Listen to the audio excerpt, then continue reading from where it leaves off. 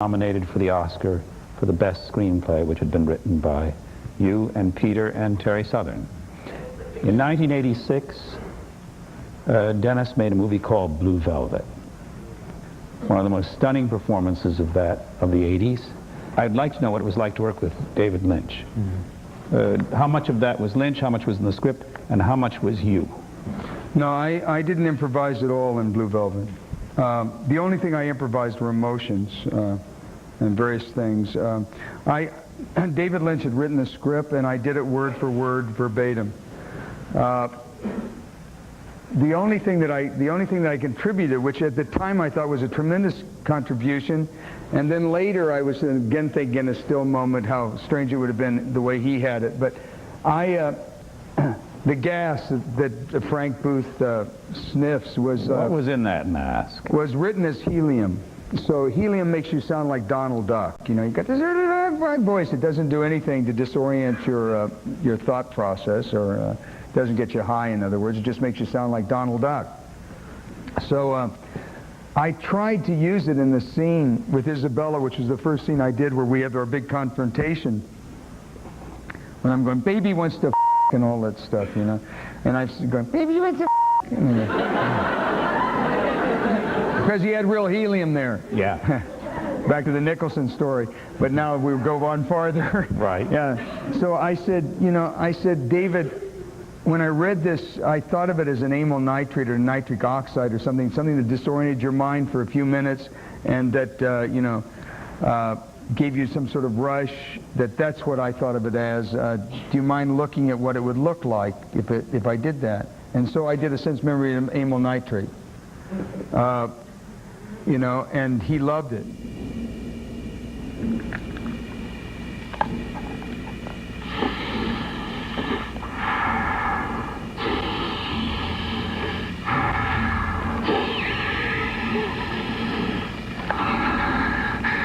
You're like me.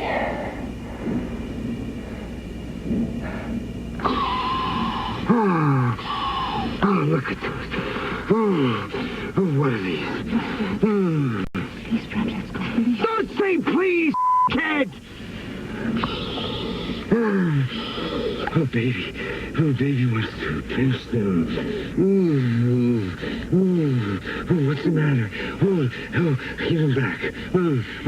What's the matter? They're just a little red, that's all. Let me feel them. Oh, come here. Hey, leave her alone!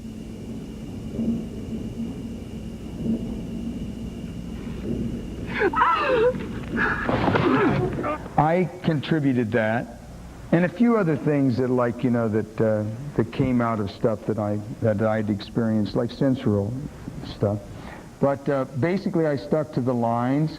But then later, as I was thinking about it, I thought that was a tremendous contribution, because here's this guy, he does his stuff, and he gets crazy and whacked out for just a few minutes, and then he's back, so on, and that gave Frank the same. But then I thought how interesting it would be if David Lynch, who is like a Boy Scout leader, he's like, when you say that word is David. That word is he wrote the word but he would never say, he would say, now, when you say that word.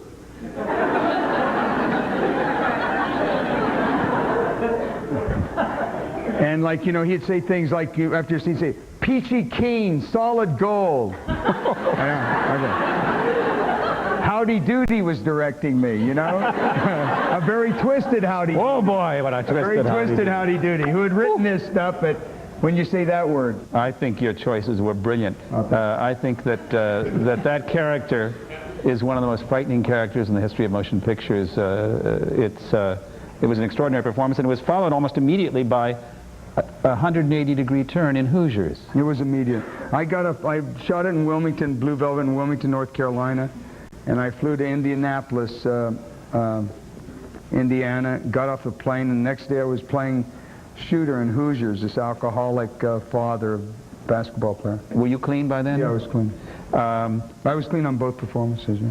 You were clean and you were great on both performances. I understand that you did argue against the original ending of Hoosiers on an ethical point. When they wanted your character to show up, at the final basketball game for that great moment, and you argued that it would be false for him. He wouldn't have recovered that quickly. Am I correct? Yeah, I said that if you have him in the ending of the movie, that means he's never going to get sober, because he's left the lockup and he's left his treatment center. It means he'll never get sober. That year, 1986, approximately, Blue Velvet and Hoosiers, and Dennis won the National Society of Film Critics Award for the Best Supporting Actor in Blue Velvet and Hoosiers. He won the Best Supporting Role for both pictures from the Los Angeles Film Critics. He won the Best Actor for Blue Velvet at the Montreal Film Festival, and he was nominated for the Academy Award for his role as Shooter in Hoosiers.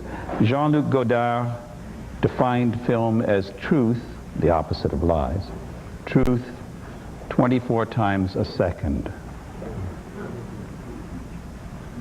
Dennis Hopper has given all of us a lot of truth tonight, a lot of truth in his career. The best is yet to come. We look forward to every split second, every frame of it. Thank you very much.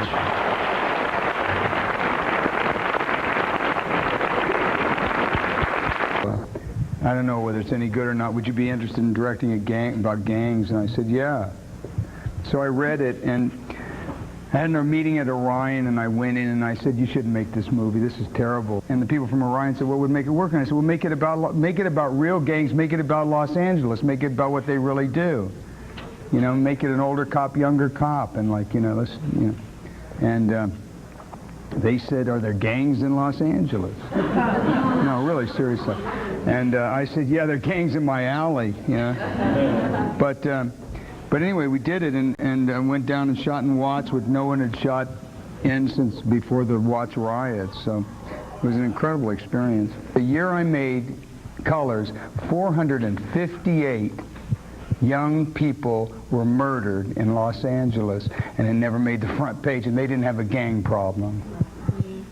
You know, all under 18 years old, all killed in downtown Los Angeles. Now that's amazing, man. I think the same year 17 people were murdered in all of Europe. Hi, I'm Anna DePace, and I'm in the acting track.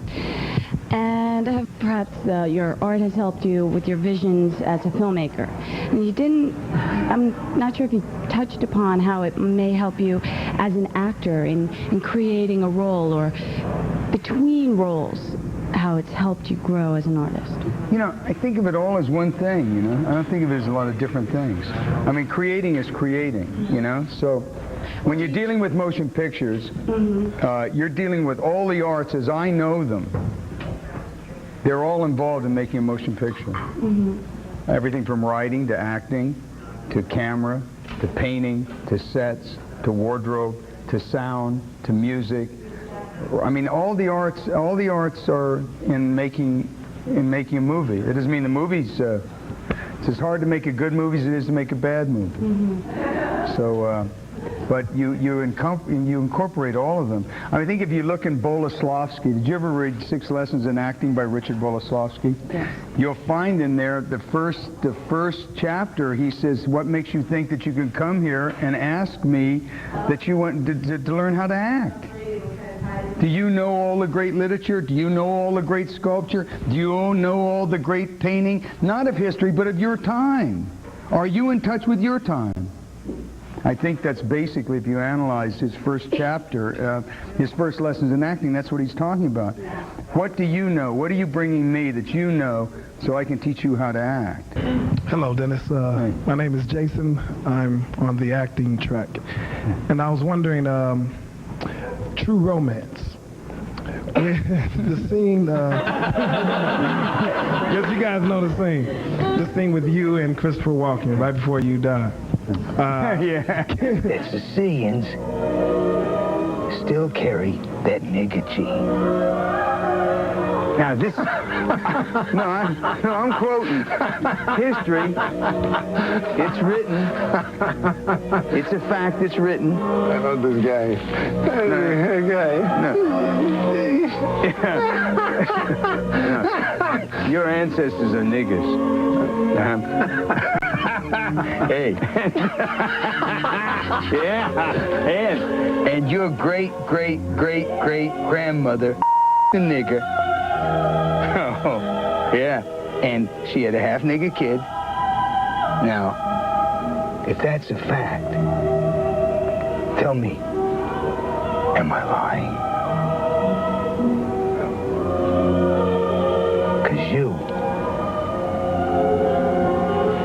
you're part eggplant. That information, really, the information that you told him, it was really deep to me. Yeah. And after seeing that, I went out to like libraries and start trying to make some research on that. I was wondering, did you go out and do some sort of research? Basically, I mean, Tarantino wrote it, you know, and Tarantino is Sicilian, and he did write it, and it is history. I mean, it is true. So, you know, but it's a funny way to die. Yeah. Yeah. But some guys just don't listen to the truth. When I said to him, am I lying? He didn't answer. So, you know. No, that was like, that was written. That was written. There were two improvs in it. One was, I said, so you guys are all part eggplant. And he said, yeah, and you're a honeydew, or you're a, whatever he says. Yeah. You're a cantaloupe. You're a cantaloupe, yeah, and you're a cantaloupe, yeah. But the rest of that was written by Tarantino. He's an incredible writer, and well, we're all seeing he's got the right goods. My name is Matthew Karras. I'm an actor also. I was going to ask you, getting back to colors, can you talk a little bit about the difference between directing someone like Duvall, who is a studio member, and Sean Penn? Well, I mean, Robert Duvall, in my opinion, and this is not to take anything away from Sean at all, but Robert Duvall is one of the great actors, man. I mean, this guy is just phenomenal. When I was directing Easy Rider and all that, we didn't have video assist, but I like video assist now. And I would watch Duvall work, and I couldn't see him playing the scene. And then I'd go over by camera, and I'd stand by camera, and I wouldn't be able to see him playing the scene. Now, my instinct was to stop him and take him aside and say, you're not playing the scene. You know? What's wrong with you? Why aren't you playing the scene? And then I would have, like, I stopped myself and I'd think, man, wait until you see Dailies tomorrow and see if you can see it on screen. Because he may be playing the scene and you just can't see he's playing the scene. Now, I know that sounds ridiculous because I'm as close as I am to James here, right here. You know, I'm this close or sometimes closer, and I couldn't see the man playing the scene. For example, there's one scene in Colors where Sean is flipping out, and he punches this black dealer, and he has no right to punch him and arrest, you know, and they arrest him and grab him, and Duvall's standing there, and he throws Duvall the money, finds money and throws it to Duvall. Duvall catches it and counts it, and he's looking at him, and the next scene is Duvall flipping out, grabbing Sean, throwing him into a room and saying, man, come to my house, you know where I live, man, bring your lunch because I'm going to beat the out of you, I'm not going to be your partner, whatever it is, this big confrontation scene. I couldn't see Duvall getting steamed. I couldn't see him getting pissed. I couldn't see it. I saw him counting the money. I saw him look. I couldn't see any emotion in him at all. And I thought, well, he's not playing the scene, and this is a big scene. This is the next scene. He's throwing the kid in the, doing the number. Anyway, I didn't say anything. I let it go. And boy, I'll tell you, so happy because next day when I saw Dailies, I saw it. It was so subtle, but the camera saw it. It was just a little thing, just maybe one bill. It was a little thing, man, but it was there. It was as full as if somebody had hit me in the face with a door, but I could not see it this close. I couldn't see it happening. I couldn't see him doing it. And so, there's times when, I think that, it's more important to let things happen. Sean's the kind of guy that goes out and he becomes a cop. He lives with cops. He goes out on raids with cops. I mean, he becomes a cop. The man becomes a cop, and he has friends who are still cops. I mean, he became that character. So it's a different kind of thing. And in that instance, I would help people in very subtle ways, but most of it is like get out of the way, make these scenes as real as possible, and adjust things around them. And when you're using like real people in movies, it's a wonderful thing. Especially you got real cops and real gang members. All you got to do is ask them rather than thinking you're so smart that you know your world and da-da-da, and you're the movie director and so on. I hate directors who have gone to become directors because they're there for the power of it. First of all, they should get out of the business right now because it's a terrible thing. You're not going to like the power of being a really good director because most of it's just trench work outside in terrible kind of conditions, either too cold, too hot, or whatever, and long hours, and you never get any rest. But the point is to give people freedom and let them create. Ask a cop how a gang guy, how gang scenes, how an arrest goes down, and ask a gang member how an arrest goes down, and between those two guys, you got a real scene. That's directing a movie, rather than coming in with some preconceived idea that you're going to shove down everybody's throat because it gives you power. Is not a productive scene, you know. Hi, my name is Peggy Lee Brennan, and I'm an actor. I happen to love your Nike ads. They're great. And from the first time I ever watched one, I went, they're amazing. Are they improv, scripted? Did you create them? Were they created for you? No, they came to me with the character, and obviously they'd taken a lot of my stuff and put it together into this character. I felt it was sort of like somewhere between Apocalypse Now and Frank Booth and Hoosiers and sort of everybody in a conglomerate. There's very little improv in it. Most of it's scripted. I got a lot of heat from that commercial, though. You know, there was the watch guards for the mentally unstable or something came down heavy, saying that I was portraying a mentally disturbed person and making fun of mentally disturbed people. Did I have any comment? And I said, wait a second, you know, I think that maybe we ought to reinvestigate all of comedy as I know it, because it seems to me that everybody from Steve Martin to Jerry Lewis to Red Skelton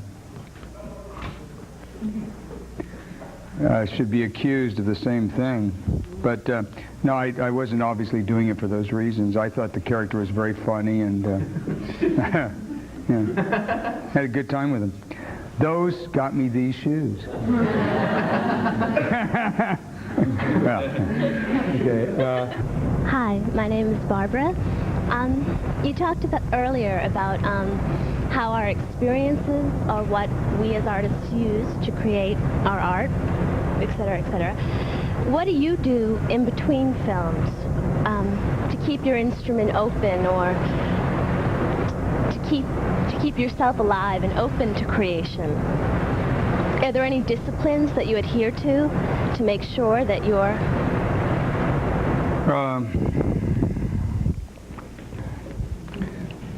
Crude and lascivious behavior. Politically correct, however. I try to keep my senses open any way I can.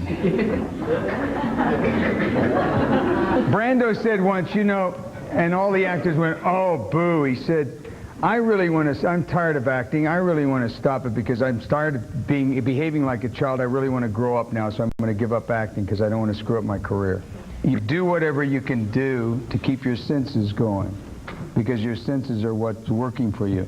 Now, I don't drink, and I don't do drugs anymore, you know, so I don't do any of those things. And my great fear was that when I gave them up, I wouldn't be able to act anymore. But in point of fact, I went right back to Strasbourg and found out everything was clearer and better and whatever for me, because I was a drug addict alcoholic. And, you know, but I still have things that like rev my senses up, that keep my senses pumping and keep them active. You know, and whatever those things are, whether it's listening to a great piece of music, whether it's getting laid, whether it's looking at a painting, whether it's looking at the sunset, whatever it takes, that's what you got to do. Or that's what you need to do if you're using your senses. So you keep your senses working all the time. certainly since memory helps if you're doing that. Joe DeQuino, I'm a director. We had the pleasure of working with Arthur Penn this last month, and we've dealt with improvisation and working with objectives and behavior.